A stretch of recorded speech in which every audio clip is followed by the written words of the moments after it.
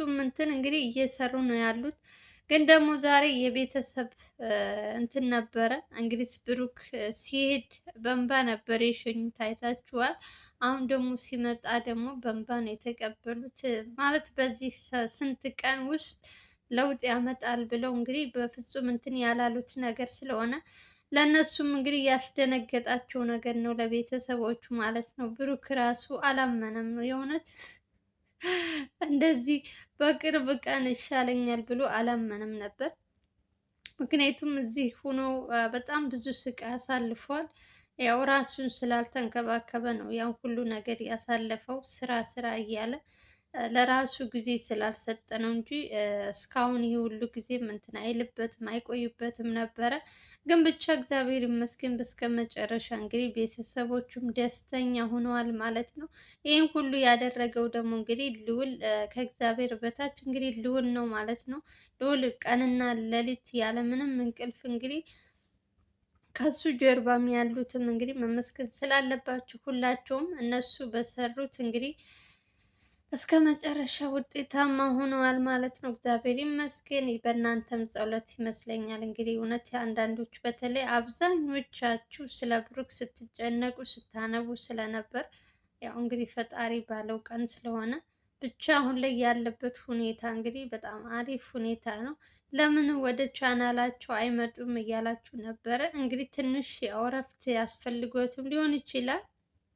ታውቃላችሁ ከጸበል ቆይታችሁ የሆነ እንትን ስትመጡ ትንሽ ከሰው ራቅ ብላችሁ ራሳችሁን የምታዳምጡበት እረፍት ምናምን ያስፈልጋል። ለዛ ነው። እነ ልዑል ግን ልዑል አቤል እየሰሩ ነው። ኦልሬዲ ቪዲዮ ለምን እንደማይለቁ አላውቅም እንጂ በውስጥ እኮ እየሰሩ ነው ያሉት። የሚኪን ጉዳይ እያስጨረሱለት ነው ያሉት እንጂ ቁጭ ብለው ምናምን አይደለም፣ ወይም ችግር ገጥሟቸው አይደለም። ከፈለጋችሁ ደግሞ ኮሜንት ስር የጽሁፍ መልእክት ተልኮላችኋል። ትናንት ማታ ነው የላኩት። ካላያችሁት እኔም አምጥቼ እዚህ ጋር አረግላችሁና ታነባላችሁ። አብዛኞቻችሁ ስለተጨነቃችሁ ማለት ነው። የሆነ ችግር አለ ወይም ምንድን ነው ምናምን እያላችሁ ነው። ችግር የለም። ኮሜንቱን እንትኑን አምጥቼ ከፈለጋችሁ እኔ አሳያችኋለሁ። ያለዛ ደግሞ ራሳችሁ ከዘላማን ነው ልዑል ጋር ሄዳችሁ የኮሜንት እንትን ላይ ኮሜሽን ምንድነው ስሙ ሄዳችሁ እዛ ማንበብ ትችላላችሁ። ብቻ ሁሉም ሰላም ነው። የደስታ አሁን ሲመጡ በደስታ ነው የምታያቸው። እኔ አስቴር እስካሁን ድረስ ያወራኋችሁ እያንዳንዷን ነገር እንግዲህ በተግባር ደግሞ እነ ልዑል መጥተው ሲነግሯችሁ ምን ያክል ደስታ እንደሚሰማችሁ አልጠራጠርም።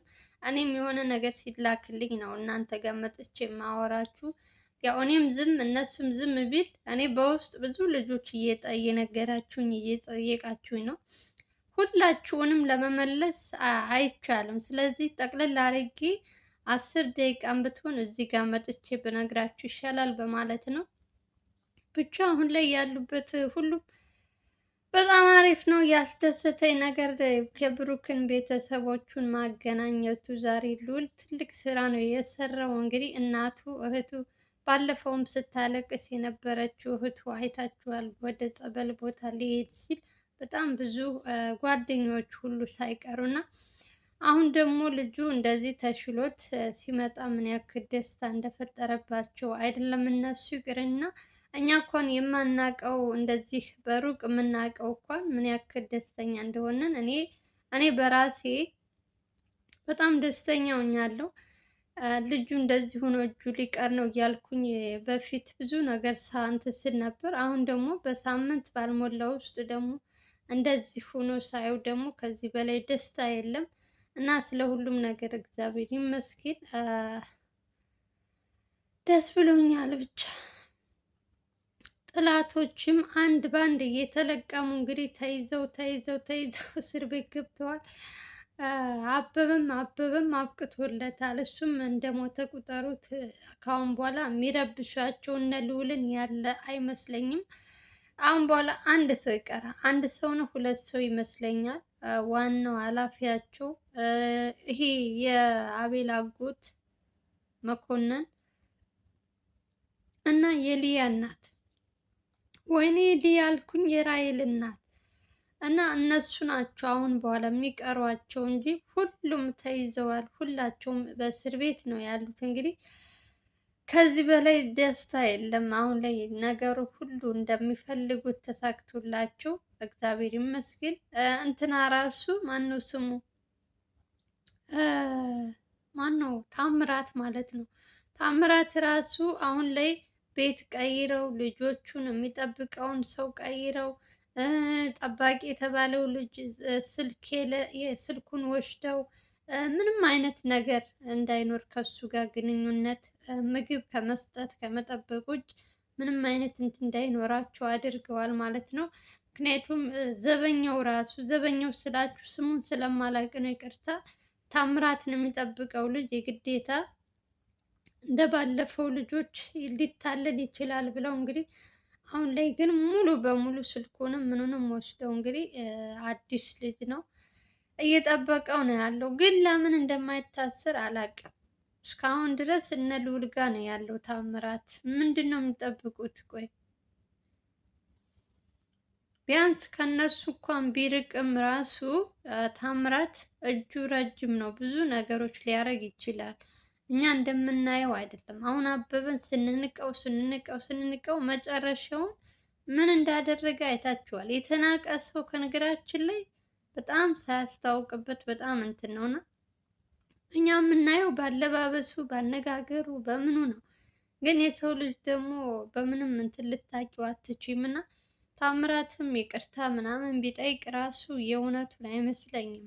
ተጸጽቻለሁ፣ ይቅርታ ላደረኩት ነገር እና አበበ እነ ሊያ አሳስተውኝ ነው ምናምን እያለ ሲርበተበት ነበረ።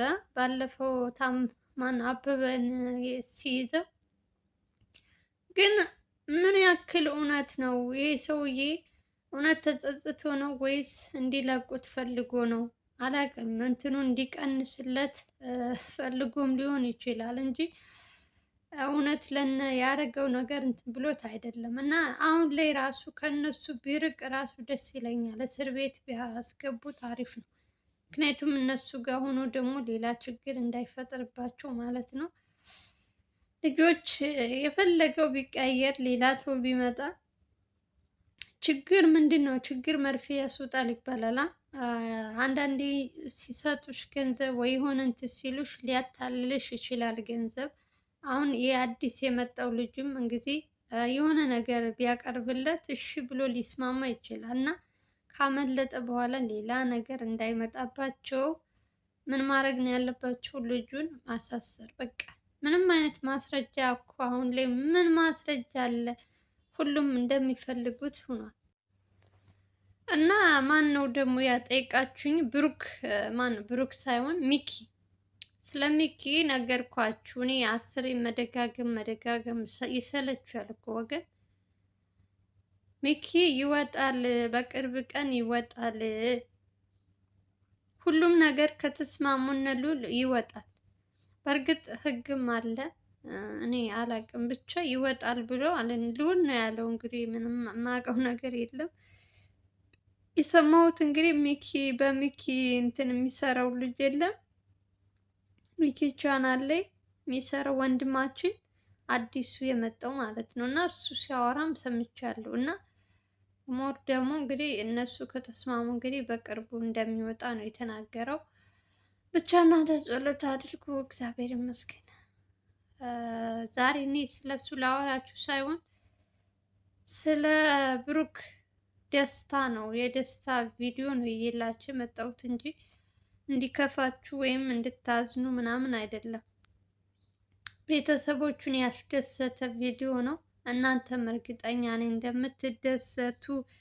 ብዙ ሰዎች ስትጠብቁት ብሩክ በሰላም ወደዚህ መጥቶ ወደ ቻናሉ ስራውን ጀምሮ ማየት የናፈቃችሁ ብዙ ሰዎች አላችሁ። እንግዲህ የእሱን ደስታ የምትወዱ ሰዎች እርግጠኛ ነኝ ደስ እንደሚላችሁ። የሰው ደስታ የሚያስደስታችሁ ሰዎች እግዚአብሔር ይመስገን። እግዚአብሔር ጠይቃችሁት ምንም የሚነሳችሁ ነገር የለም። እኛ ትዕግስት የለንም እንጂ ሁሉም ነገር በቀኑ ውብ ነው ሁሉም ነገር እና እግዚአብሔር ይክበር ይመስገን። ብቻ ደስ ብሎኛል። የእውነት ለሱ እኔ ለሱ ደስ ብሎኛል። ይህ ሁሉ ነገር ደግሞ በእግዚአብሔር ስለሆነ ማለት ነው። በሰው አይቻልም የተባለው እንግዲህ በእግዚአብሔር ዘንድ ደግሞ ምንም ነገር ሳይወስድ ቀናት ሳይፈጅ እንደዚህ ሆኖ ማየት ከዚህ በላይ ደስታ የለም። ስለ ሁሉም ነገር እግዚአብሔር ይመስገን። ከዛ ውጭ ደግሞ ምንድነው የጠይቃችሁኝ? ዘላለም ስለ ዘላለምም ጠይቃችሁኝ ነበር ብዙዎቻችሁ። የዘላለምም እንግዲህ እንደምታዩት ነው። አሁን እንኳን እያንቀሳቀሰው ነው አንገቱን በትንሹም ቢሆን ከበፊቱ አሁን ደህና ነው። እንደ በፊቱ አይደለም፣ እየሰራ ነው እሱ ብቻ አሪፍ ላይ ነው እሱ። እንደ አመታታቸው ወይም እንደ እንትናቸው እንደ ስብራቱ ቢሆን በጣም ከብሩክ በላይ ዘላለምን ነበር የፈራሁት። ብሩክ እንደውም እጁ ላይ ስለሆነ ብዙም አይደለም። አንገት ደግሞ ትንሽ የሚከብድ ይመስለኛል።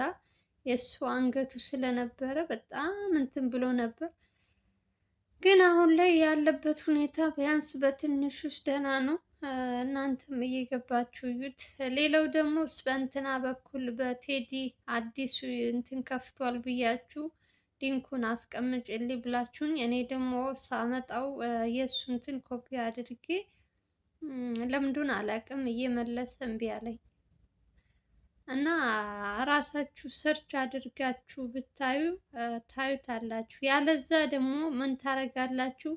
ዙላ የምትከታተሉ የዘላለምን አዲሱ ቻናሉ ማለት ነው፣ ዱካሾ ሳይሆን ዙላ የሚለውን እዛ ጋር ስትሄዱ ሊንክ አለላችሁ። የእሱ የቴዲ ማለት ነው።